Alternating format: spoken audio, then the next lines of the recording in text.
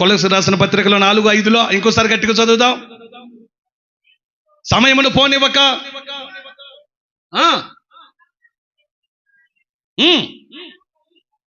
సంఘము వెలుపటి వారి ఎడల జ్ఞానము కలిగి మనము ఎలా ఉండాలి? జ్ఞానం కలిగి బ్రతకాలి. మనం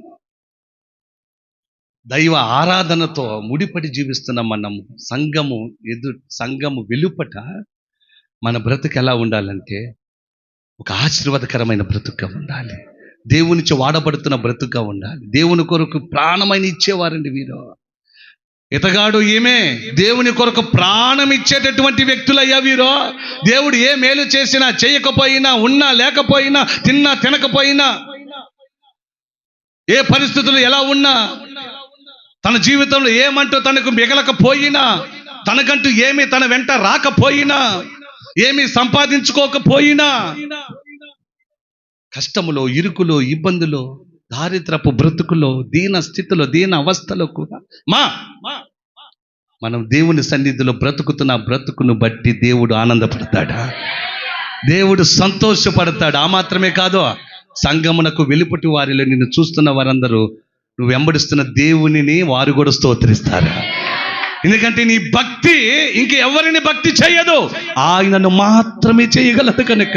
నువ్వు ఆయనను మాత్రమే వడ్డిస్తున్నావు కనుక, ఆయనకు మాత్రమే నీ జీవితాన్ని అంకితం ఇచ్చావు కనుక, ఆయనకు మాత్రమే నీ బ్రతుకును నువ్వు ఆయన పాదాల దగ్గర కుమ్మరించావు కనుక, నీకు మేలు జరిగినా జరగకపోయినా, రోగాలు వచ్చినా రాకపోయినా, నువ్వు ఏమి పొందుకుంటూ బలహీన స్థితిలో ఉన్నా, నష్టంలో బతుకుతున్నా, కష్టంలో బ్రతుకుతున్నా, నీకంటూ ఏమీ లేకపోయినా ఆయన పాదాలు విడిచిపెట్టకుండా బ్రతుకుతున్నావు చూడు, అది సమాజములో సంఘము వెలుపట నీ దేవుని కీర్తించ మొదలు పెడుతుంది. స్తోత్ర.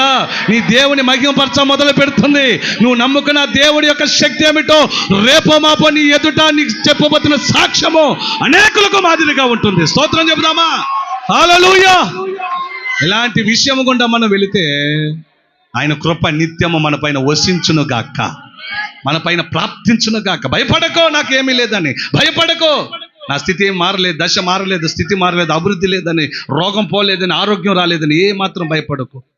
వచ్చినా రాకపోయినా, పొందుకోకపోయినా, ఒకవేళ నువ్వు మంచం పట్టాల్సిన పరిస్థితి వచ్చినా, అప్పటికీ నీకు ఏ మేలు పొందుకోకపోయినా, నువ్వు మట్టిలో కలిసిపోతున్న పరిస్థితిలో కూడా అప్పటికీ దేవుని కనికరం, దేవుని దయ నీ మీద రాకపోయినా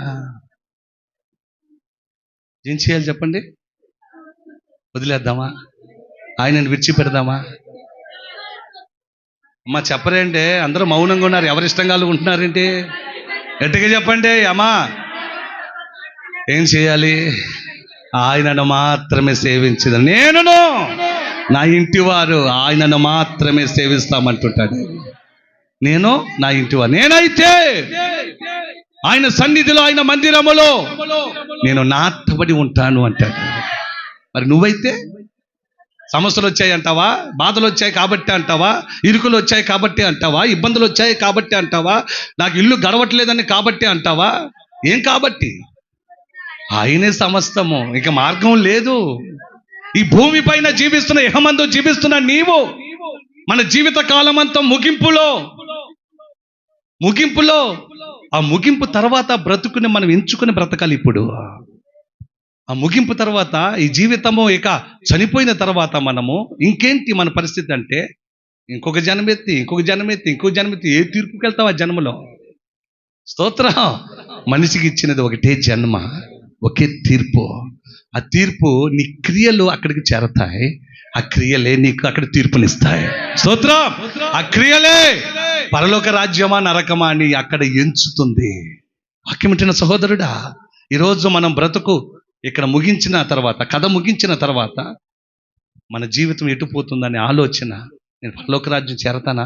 ఖచ్చితంగా ప్రభుని నేను చేరతానా? ఆయన ఎదుర్కొంటానా? ఆయన చెంతుంటానా? ఆ దేవదూతల గలముతో నేను కూడా ప్రభుని స్తుతిస్తూ ఆరాధిస్తూ బ్రతుకుతానా అనే ఆలోచన గనక మనం చేయకపోతే ఇప్పుడు జీవిస్తున్న జీవితం అంతా వృధా అయిపోతుంది. ఎందుకంటే సమయాన్ని మనం పోగొట్టుకుంటున్నాం. సమయాన్ని మనం ఏం చేస్తున్నామంట? చూడండి, ఆ మాటను కూడా చదువుదాం ఒకసారి. తిమోతిలకు రాసిన మొదటి పత్రిక 3వ అధ్యాయము, తిమోతిలకు రాసిన మొదటి పత్రిక 3వ అధ్యాయము 7వ వాక్యము. అతడు నిందాపాలై అపవాది ఊరిలో పడిపోకుంటున్నట్లు వెలుపలి వారి చేత ఎలా ఉండాలి? మనము మంచి సాక్ష్యమును పొందుకుని వారమై ఉండాలి. గట్టిగా స్తోత్రం చెబుదామా? ఏం పొందుకోవాలి? నువ్వు మంచి సాక్ష్యమును పొందుకున్న వాడవై, పొందుకున్న దానవై ఉండాలి.